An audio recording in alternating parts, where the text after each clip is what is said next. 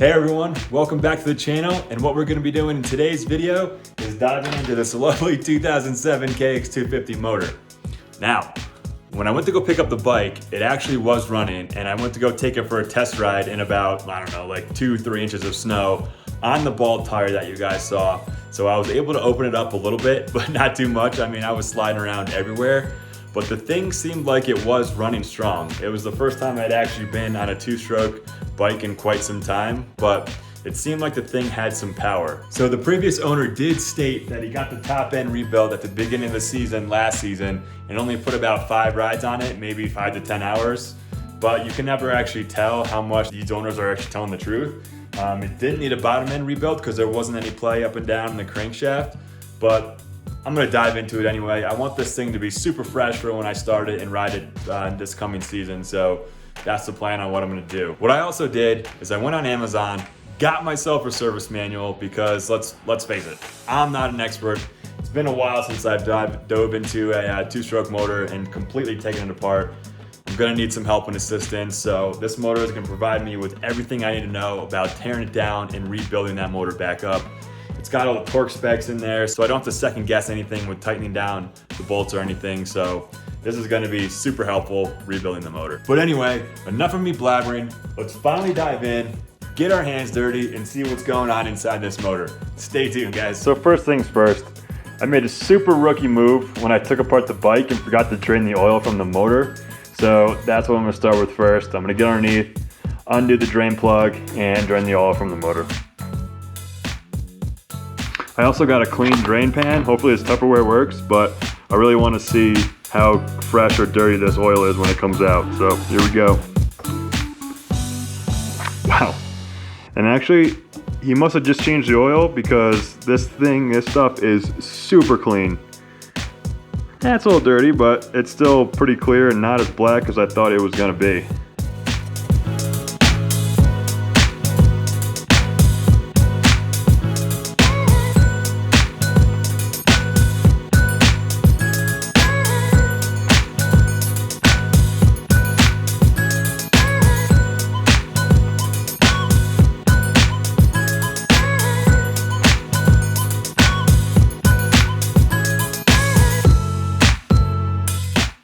Looks like this bad boy might be running a little rich.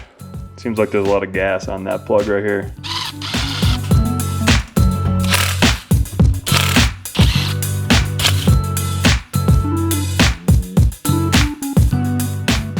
These reeds don't seem to be in bad condition. I mean, I don't see any cracks or chips or anything in them.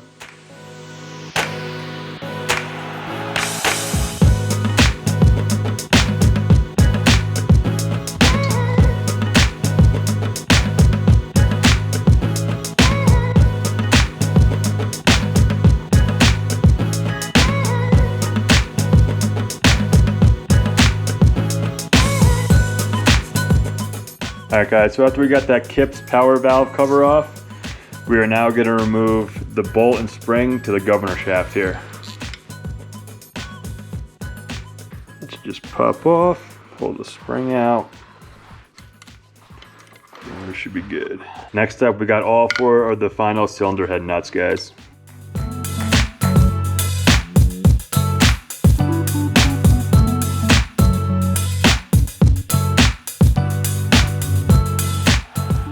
Okay, so now that we have all 4 of the cylinder head bolts taken off, now we can easily kind of weasel this thing off, and if need be, kind of hit it with a mallet very gently to break it free.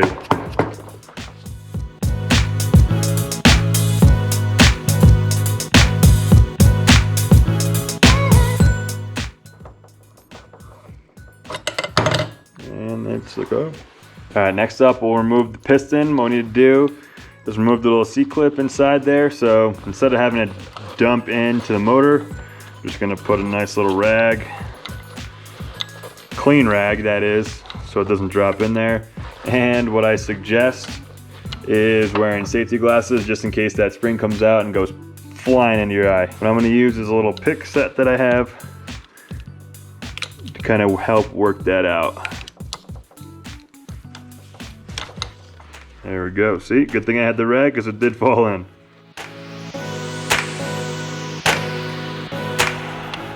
Piston really doesn't look to be in too bad a shape here, actually.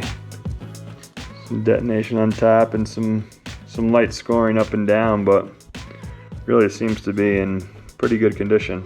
And then finally, the wrist pin. All right guys, so now that I got the top end taken off of the bike, just gonna do a quick inspection of the crank here to see if it's still good. And what you're looking for is any up and down play that is not good. A little side to side play is all right, but looks like it's got a little side to side play, but if you kind of push down and pull up on the rod, and if you get any up and down play, then the rod and then the whole crank is bad and needs to be replaced, or at least the bearing inside needs to get rebuilt. But what I plan on doing is sending the crank out to Millennium Technologies, throw a new Pro X rod, bearing, and pin in there so it's all fresh when I put the motor back together. So while I'm on this side of the engine, what I'm going to do now is take off the flywheel and the stator from behind the flywheel there. So what I have here is a tool from Tusk that's actually a clutch holder and the flywheel holder.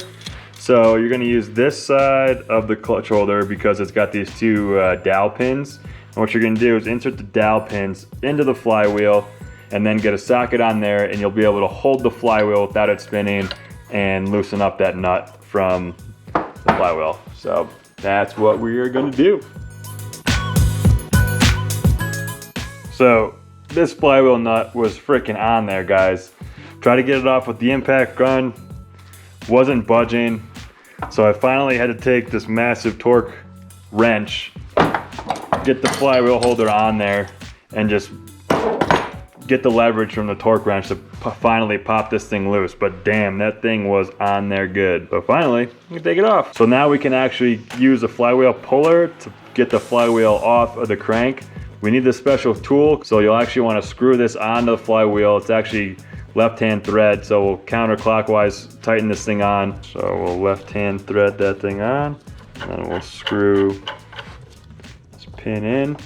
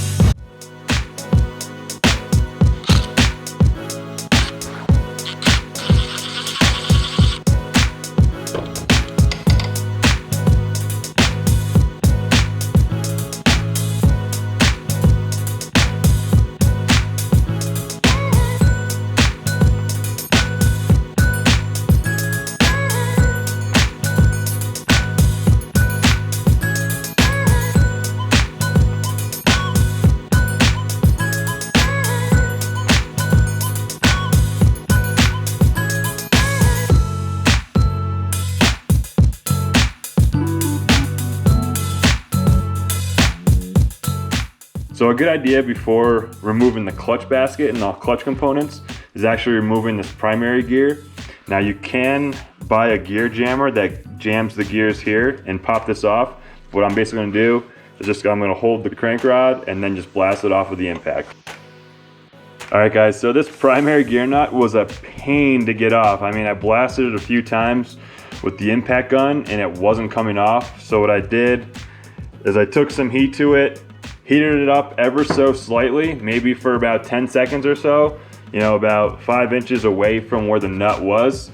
And it was just enough to help loosen up that nut and pop it off. So glad we got that off. So also with this washer that I just took off of the primary gear here, you'll notice how it's kind of concave on the inside. So that concaveness is actually going to go back face down when you put the washer back on. So just make sure you make note of that on these Kawasaki's when you put it back together.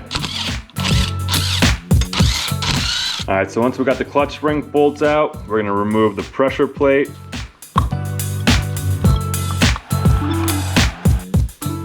Looks to be in great condition. Doesn't seem like there's any damage to it, which is good news. Okay, and then we will completely remove this push rod assembly out. Next up, we'll go ahead and grab these clutch friction plates, steels and fibers out of the basket. Okay. All right guys, next up, we're gonna take this inner clutch hub nut off. We're gonna use our Tusk clutch holding tool. Gonna attach it to this inner hub and then just blast it off with the impact gun.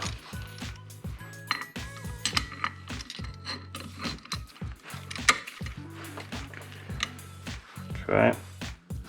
Make sure it's on there tight.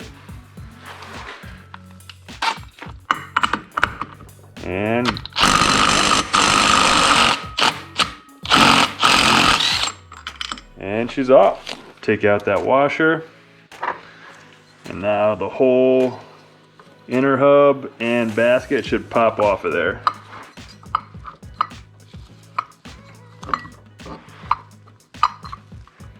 Okay.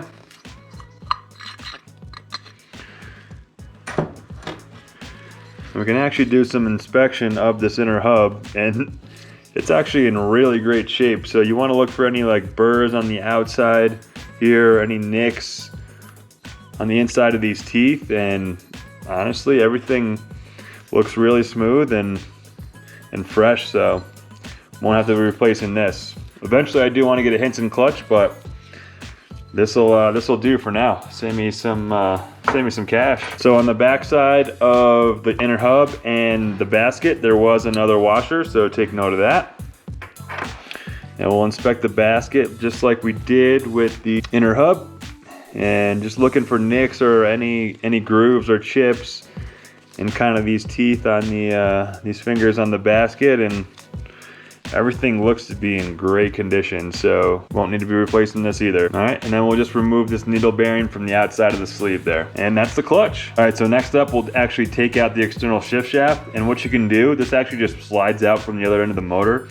So reach behind the motor here and just kind of get your finger on it and push it through. And see, just make sure you know where it lines up.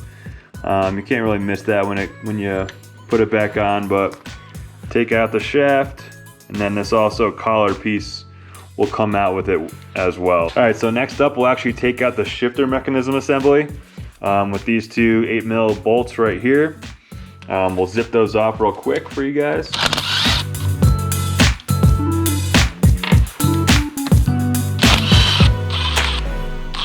So be super careful when you're taking this off, because there's actually a lot of intricate pieces within this whole assembly. So try to get your fingers behind the whole thing and pull the mechanism up as one. Finally, we'll take out the inside bolt of this assembly here. All right, so it doesn't look like I got footage of this, but next up you'll remove the shifty tent, which is where my right hand is. Remove that bolt, the lever and the spring will pop out as well. Then you can remove the shift drum cam after that. Another piece of cake is this idler gear here. We really just need to remove the C-clip, some C-clip pliers, and then this gear should just pop right off. If I could get it in there. A slippery little bugger in there. Finally, with the kick shaft assembly, what we need to do is pull this spring out of the little hole here, rotate the shaft counterclockwise, and it should pop out.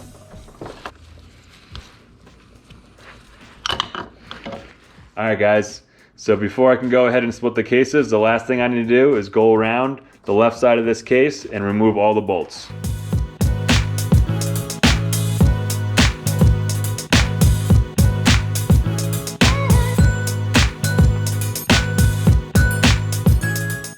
All right, finally time to split these cases. So I got this Tusk case splitting tool here that I'm gonna put on the end of the crankshaft.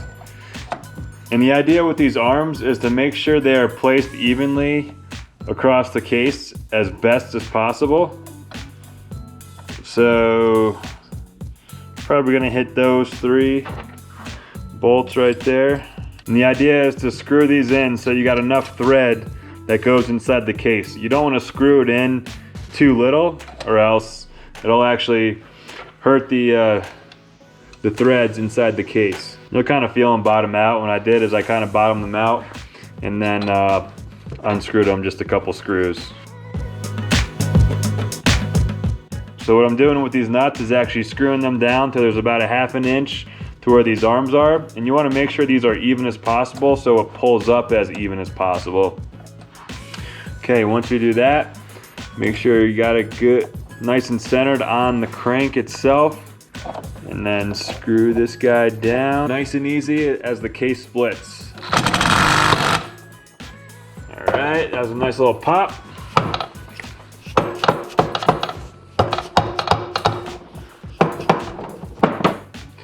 Again, we'll continue slowly. And when we're doing this, you just want to make sure that it's pulling off nice and even, nothing too crazy, which it looks like it is. All right.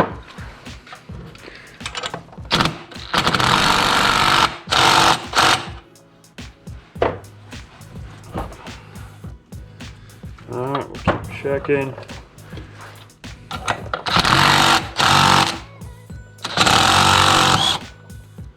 Alright, she might have just popped completely loose. Alright guys, so unfortunately when I was splitting those cases, that ignition side of the case wasn't coming out as smoothly as I thought it was going to come.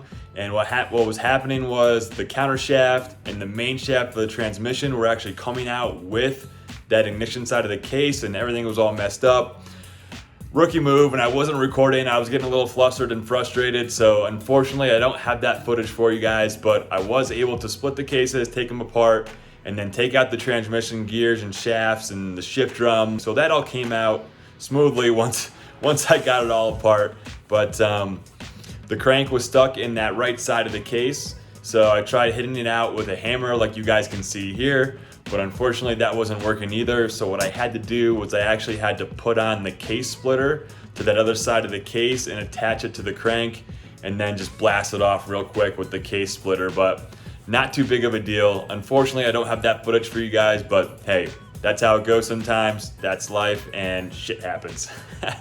But anyway, that's it for this video. I really appreciate you guys watching that engine teardown of the KX250, but also, if you haven't watched my part 2 video of the teardown of the Kawasaki, watch all the way to the end because I am doing a little giveaway. What I plan on doing is announcing the winner of that little giveaway when I do the engine rebuild video. So go back and watch that video and then catch my engine rebuild video coming up soon, and we'll announce that winner. But until then, thanks for watching guys, and happy Two Stroke Tuesday.